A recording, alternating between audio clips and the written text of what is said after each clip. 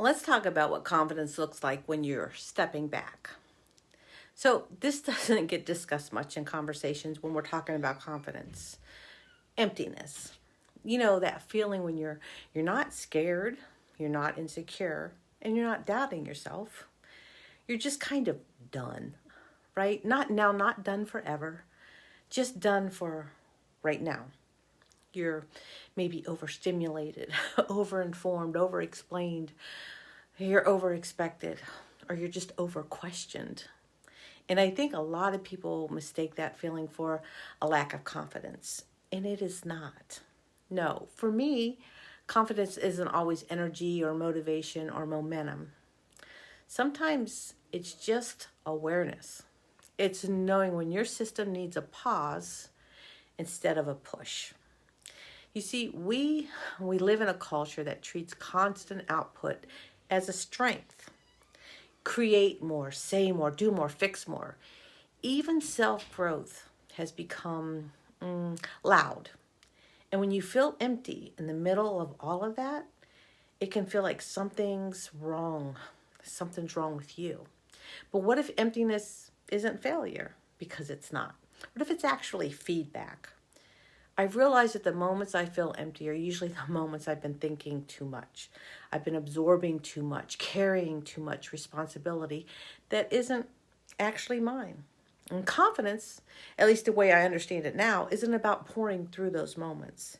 No, it's about just listening to them. And this is where my recipe for confidence really matters, because you see, confidence isn't one thing. It's a balance. Grit, well, it's knowing when to take the step. Moxie is knowing how to keep going when things are hard.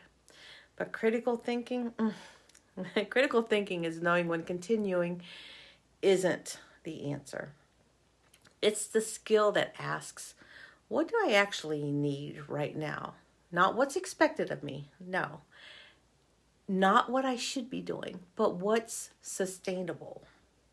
When I feel empty, it's usually because I've been running on grit and moxie without the critical thinking part.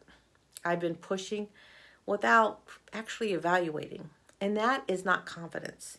That is survival mode. You can see real confidence includes the ability to stop, to step back without guilt, to rest without explaining yourself, or to disconnect without feeling like you're falling behind. Girls especially, they're not taught this. They're taught to be helpful, responsible, available, emotionally present for everyone else. So when emptiness shows up, it feels uncomfortable, like you're failing at something that's invisible. But emptiness is often a signal that something needs space. Space to think, to recalibrate, space to decide what actually matters again. I don't believe confidence means always knowing the next step. Sometimes confidence is admitting you don't know and giving yourself permission to wait on purpose instead of out of fear. And there's a difference between hesitation and actually resting. Hesitation avoids life. Rest prepares you to re-enter it. And that distinction, it matters. This is one of the reasons I don't teach confidence as hype or positivity.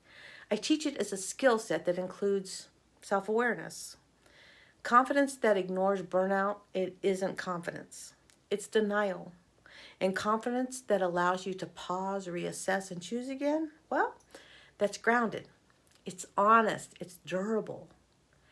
If you're feeling empty right now, I don't think it means you've lost confidence. Not at all. I think it means you've outgrown the pace you were moving at. And confidence is what allows you to acknowledge that without panic, without shame, without needing to justify it. Sometimes the most confident thing you can do is just step back, get quiet, and let yourself just feel nothing for a minute. Not to escape, but to listen. Because clarity doesn't come from noise.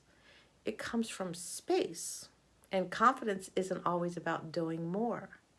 Sometimes it's about knowing when enough is enough.